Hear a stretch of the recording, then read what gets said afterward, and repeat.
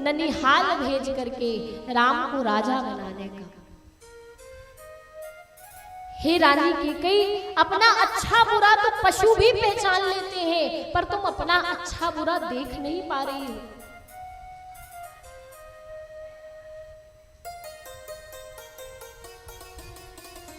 इसलिए मैं तुमसे बार बार कह रही हूं कि राम को राजा मत बनने दो। यदि अब भी समय है, अब भी बहुत कुछ कर सकती हो अपने लिए और भरत के लिए कुछ सोचो। भरत तुम्हारा सगा पुत्र है, आखिर उसके बारे में सोचो। किसी भी प्रकार से तुम्हारा कुशल नहीं होगा देवी, इसीलिए हे महारानी आप मेरी बात मानो। आज मंथरा ने बहुत प्रकार से कैकेयी को भड़काया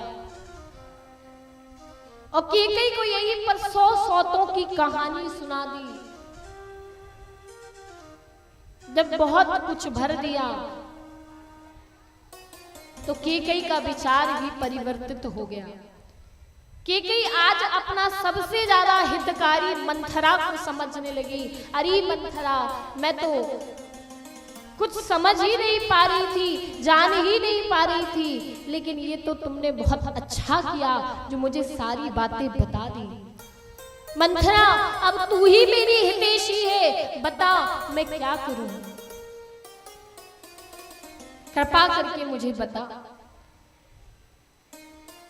कैकेयी ने जब कहा तो मंथरा कहने लगी कि हे रानी, राजा दशरथ के पास तुम्हारे 2 वरदान हैं। आज वो 2 वरदान तुम्हें मांग लेने चाहिए और 2 वरदान मांग लो। 2 वरदानों में क्या मांगना? तो मंथरा कह रही है, दुई वरदान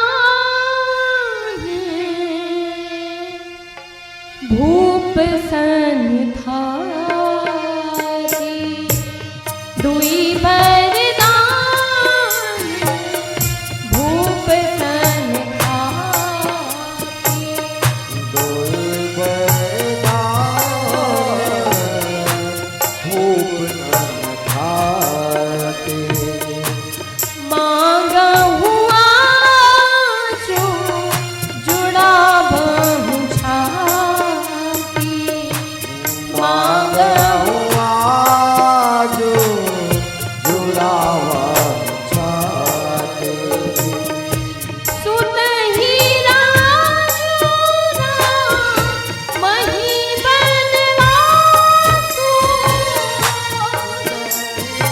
राजूरा मही बनवासु, सुत ही राजूरा मही बनवासु, सोत ही राजू मही बनवासु, देहु लेहु सब सवती हुलासु, देहु लेहु सब सवती हुलासु, देहु लेहु सब सवती हुलासु, देहु लेहु सब सवती हुलासु, दुई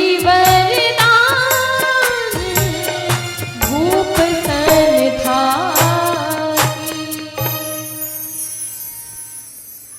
मंथरा ने कहा कि हे रानी कैकेयी, राजा दशरथ के पास तुम्हारे 2 वरदान शेष है। आज वो 2 वरदान मांगने का समय आ गया है। और 2 वरदानों में क्या मांगना? तो सुतहि राजू रामहि बनवासु, अपने पुत्र भरत के लिए तुम राज्य मांगना और राम के लिए 14 वर्ष का वनवास मांग लेना। जाओ रानी, कोप भवन में जाओ और जा करके सब प्रकार से अपनी बात बनाओ। रानी कैकेयी ने आज मंथरा की बात मान ली।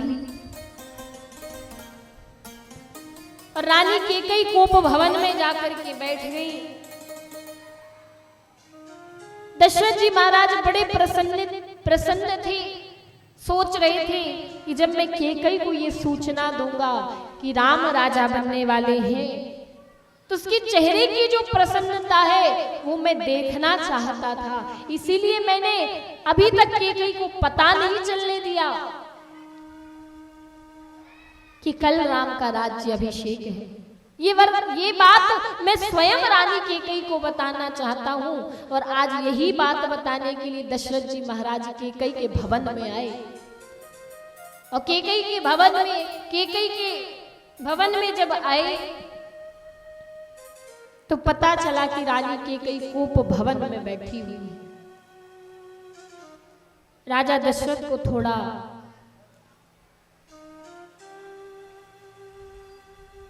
अजीब लगा कि ऐसे शुभ समय में रानी कैकेयी कोप भवन में जाकर के क्यों बैठी।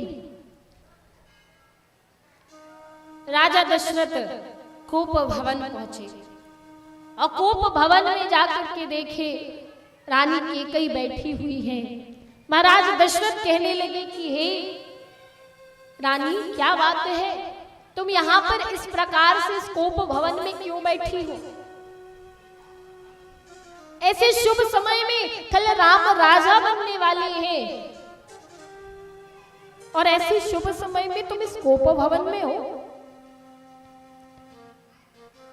हे रानी, तुम्हारी भी इच्छा थी कि मैं राम को राजा बनाऊं और आज वो शुभ समय आ गया है कि कल मैं राम को राज सिंहासन प्रदान करने जा रहा हूं। रानी कैकेयी, मैं बहुत प्रसन्न हूं और मैं जानता हूं ये बात सुनकर के तुम भी बड़ी प्रसन्न हो। मांगो क्या चाहिए, मैं तुम्हें सब कुछ देने के लिए तैयार हूं। आज मेरे हृदय में इतनी प्रसन्नता है। रानी कैकेयी कहने लगी कि हे राजा दशरथ, आपने हमेशा कहा कि मांगो मांगो,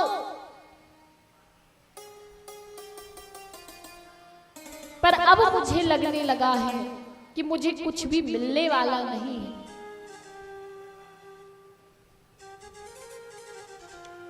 बोलिए राजा रामचंद्र भगवान की। श्री आचार्य श्री के गुरुदेव हमारे बीच में उपस्थित हुए, उनका आशीर्वाद हमें प्राप्त हुआ। पुनः उनके चरणों में कोटि कोटि प्रणाम करते हुए हम सभी उन्हें नमन वंदन करते हुए आइए पुनः कथा में प्रवेश करेंगे। बोलिए राजा रामचंद्र भगवान की, सद्गुरुदेव भगवान की जय।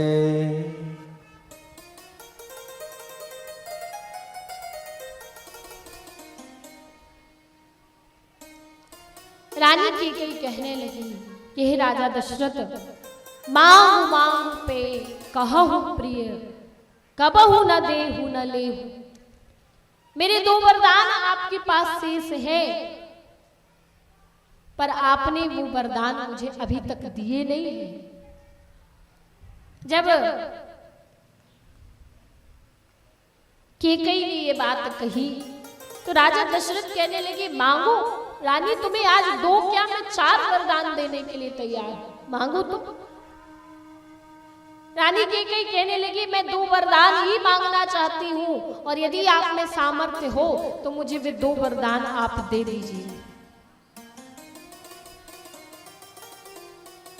महाराज दशरथ ने कहा, मांगो। रानी कैकेयी ने कहा, पहले आप राम की सौगंध रखाइए।